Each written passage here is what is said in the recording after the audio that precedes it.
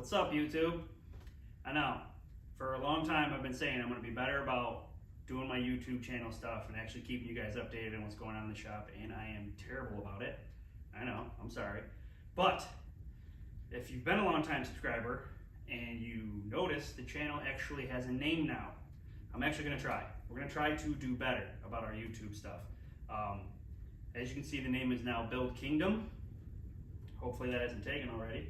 I didn't Google it or anything. So that's what I just switched it to instead of my screen name. But some of you are probably wondering, why not Cobalt Crew? Well, that's my race team, and that is not all we do here. It is what we're currently doing here, but it's not all we do here. As you can see, there's an empty Cobalt shell behind me. We're going to be turning that into a race car. I live in New York. That is a Florida chassis. It is ridiculously clean. We stumbled upon that, and that's already sold. So that build is sold to, I'm not going to say who, because maybe he doesn't want people to know. But anyways, we're going to build that. I'll get you caught up on that eventually. We've got this motor here that I just took out of this parts car. This is going to the scrapyard tomorrow. 2.4 Ecotech, came in a ton of cars. Came in the Malibu, came in the Saturn Aura, it came in some of the models of HHR, some Cobalts, G6s, I think it might have come in a sport model of Ion. Basically, the VVT 2.4 Ecotech motor, this one's an 09. They were known for having timing chain issues, not actually the timing chain failing, but the plastic guides that General Motors put inside the motors fail over time. They get brittle and they break, and they cause all kinds of problems because these are interference motors. So the first thing that I do when I take one of these motors out is I put a timing set in them. Now, because we use them for racing, we also do a balance shaft delete. So in the next video, that's what we're going to do. We're going to put a timing chain in this. We're going to cut the balance shafts, put those back in. I'll show you a little trick about dealing with oil, because once you take the balance shafts out, you're going to have an oiling issue. So we're going to go over all that in the next video.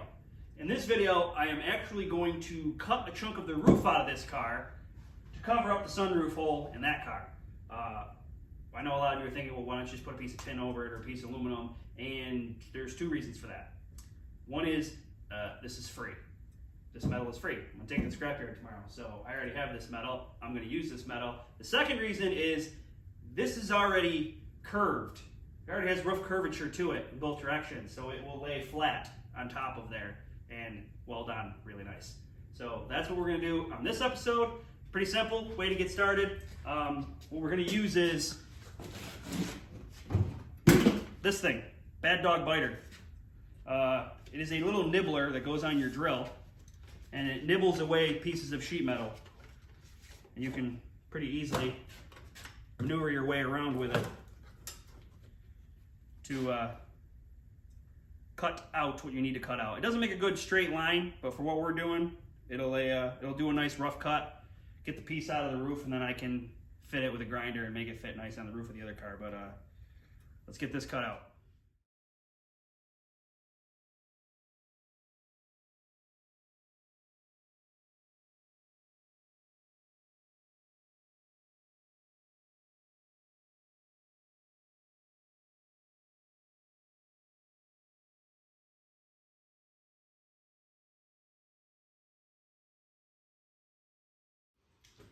And there you go, just like that. We got a nice piece to cover the sunroof hole in this Cobalt shell. As you can see, it sits nice and flat. It's got the right curvature. We're good to go.